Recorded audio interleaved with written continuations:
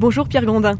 Bonjour Agnès. Vous êtes membre du Rotary Club Le Mans-Scarron et vous êtes également le coordinateur des 3 Rotary Club du Mans pour une action annuelle et nationale. Ça s'appelle l'Espoir en tête. Alors on va voir qu'il y a pas mal de belles initiatives qui se mettent en place cette année, notamment avec la projection d'un film, avec le soutien à la recherche sur le cerveau. Première question Pierre, l'Espoir en tête, c'est quoi ? En quoi ça consiste cette action rotarienne ?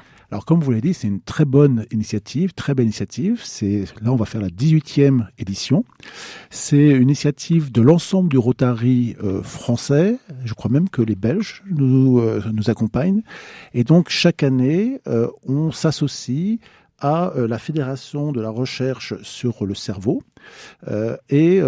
Cette fédération va faire un appel à projet, essentiellement auprès des thésards. Leur comité scientifique va définir les plus beaux projets selon des besoins en termes d'investissement. Et donc, ils vont nous proposer une liste par ordre de priorité. Et donc, l'action que nous faisons, l'Espoir en tête, par laquelle on va proposer de visionner un film, partout à peu près en France, va nous permettre de collecter de l'argent. Et cet argent va venir supporter ces investissements. Et ce qui est vraiment tout à fait particulier, c'est que l'argent collecté, il va vraiment pour l'investissement. 1 euro collecté, c'est 1 euro donné à cette fondation. Et ce n'est pas pour payer des salaires, ce n'est pas pour du frais de fonctionnement, c'est vraiment pour de l'investissement. Quand vous dites investissement, Pierre Grondin, ça peut être quoi concrètement pour donner une idée à nos auditeurs ? C'est du gros matériel de recherche, de pointe, tout à fait, des microscopes, des vidéos microscopes, des analysateurs métaboliques. Je ne vais pas vous perdre vos auditeurs avec, mais c'est des besoins d'investissement très lourds que la recherche aurait du mal éventuellement à se payer. Et il y a un engagement, c'est que ce moyen sera donc mis à disposition d'un thésard, mais si un autre thésard en avait besoin, il y aurait accès. C'est vraiment aider la recherche pour le cerveau, pour l'ensemble de ces maladies, lutter contre ces maladies neuroleptiques. Alors, vous le disiez il y a quelques instants, c'est la 18e édition. Pierre, si on regarde un petit peu à l'échelle de l'ensemble des clubs du Rotary en France, à l'échelle du pays, c'est quelle somme déjà qui a pu être récoltée au fil des dernières années ? En 17 ans, moi je trouve ça assez incroyable, on aura collecté plus de 15 millions. 15 millions 400 000 euros, donc c'est énorme. On aura porté 89 projets et on est sur un rythme, puisqu'il y a eu une phase de démarrage, on est sur un rythme de un peu plus d'1,2 million par an de collectés. Sur les 15 jours, puisque c'est une action sur 15 jours, on va être présent dans 450 salles en France. On va accueillir plus de 100 000 personnes donc nous, sur Le Mans, on a un partenariat avec le Pâté. L'événement aura lieu le 19 mars. On vous accueille à partir de 19h30. Et cette convention avec le Pâté fait que pour une place à 15 euros, il y a 9 euros qu'on reverse et qui vont aller soutenir les investissements pour la recherche sur le cerveau. Mais alors pourquoi est-ce que c'est cette cause-là particulièrement qui a été choisie ? La recherche pour le cerveau, c'est magnifique, mais il y avait peut-être plein d'autres causes aussi dans le domaine de la santé. Bien sûr, d'ailleurs, le Rotary n'est pas connu en premier lieu pour soutenir la recherche sur le cerveau. Je crois que ce qui a fait notre ADN au départ, c'était la lutte contre la polio. Et donc, on a énormément contribué à collecter des fonds pour la vaccination. Juste avant le Covid, on était quasiment arrivé à l'éradication. Et puis le Covid nous a empêché d'avoir accès pour la vaccination dans certains pays, notamment l'Afghanistan. Donc il y a eu une petite redémarche, ce qui veut dire que c'est jamais gagné. Et donc le Rotary continue à s'engager pour éradiquer cette maladie qu'est la polio, qui est quand même une maladie terrible. Parce que ça, la santé, on a compris, c'est l'un des champs d'action du Rotary, mais il y en a d'autres, Pierre. Bien sûr. En Sarthe et à l'échelle du monde. Tout à fait, parce que les grands axes du Rotary, c'est la paix. Il faut savoir qu'on a une chaire à l'UNESCO. On est une des 2 ONG à être présent à l'UNESCO. C'est la jeunesse. On fait beaucoup d'actions auprès de la jeunesse. Notamment, on aide des jeunes à partir à l'étranger.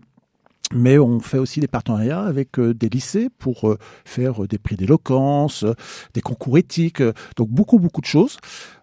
L'action sur la santé, là aussi, pas que le cancer, on a vu, mais on fait beaucoup, là aussi, d'actions sur la santé, dans l'axe de la santé. Et puis, un nouvel axe qui est arrivé il y a quelques années, qui est l'environnement.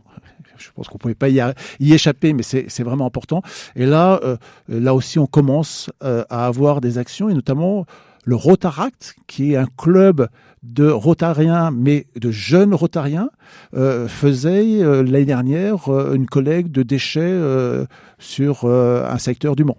Donc oui, on s'engage sur ces grands axes. Alors, je vais être un petit peu provocatrice, Pierre, vous me pardonnerez, ça veut dire que le Rotary, c'est pas réservé juste aux retraités ou aux personnes qui ont du temps. Tous les jeunes peuvent à leur tour s'engager s'ils le souhaitent, s'ils adhèrent aux valeurs. Alors c'est un club de service, hein. Notre devise, c'est agir pour servir. Et donc oui, alors le Rotary sans doute est un peu desservi par une image de notable un peu cheveux gris. C'est un peu cliché peut-être. Oui, en tout cas je crois que cette image elle est en train de changer. Je vais pas parler de façon générale, je vais plutôt rester sur mon club. Oui, sur la Sarthe par exemple, ou sur Le Mans. Alors sur Le Mans on est 3 clubs, mais mon club, le club Scarron, il y a quelques années, un médecin qui est membre du club avait décidé, au moment du démarrage du conflit en Ukraine, d'organiser un car et d'emmener du matériel en accord avec notre club partenaire de Kiev. Donc on l'avait emmené jusqu'à la frontière, bien sûr. On ne pouvait pas aller au-delà de la frontière polonaise. Et le car était revenu, le parti plein, et était revenu avec des familles. Alors bien sûr, c'était familles, femmes et enfants, qu'on a pris en charge. Certains membres du club ont hébergé ou ont trouvé des solutions pour les accompagner, donner des cours de français.